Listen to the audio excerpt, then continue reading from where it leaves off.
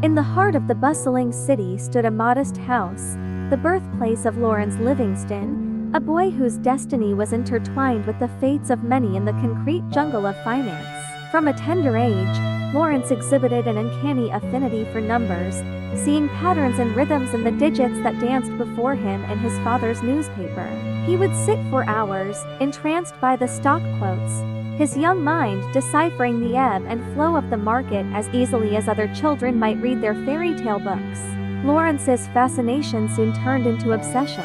He turned every surface in his room into makeshift chalkboards, scribbling numbers and drawing charts that only he could understand. In his dreams, he wandered through a mystical market, a bazaar where fortunes were made and lost with the whisper of a rumor, where traders roared like lions over slips of paper that could build empires or crumble them to dust. One fateful day, as the golden autumn sun dipped below the skyline, Lawrence stumbled upon a contest at the local fair, a game of chance and skill where one could guess the next day's closing stock prices. The prize was a golden coin, shiny and unblemished, a week's wages for his father.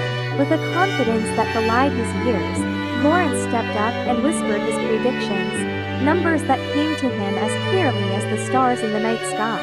The next day, a hush fell over the fair as the final bell rang on Wall Street. One by one, the prices were read aloud, and a gasp escaped the crowd. Lawrence's predictions were not just close. They were exact, down to the last decimal. The golden coin was his, but it was not the prize that ignited the fire in his eyes, it was the realization of his gift. Word of the boy's uncanny predictions spread like wildfire.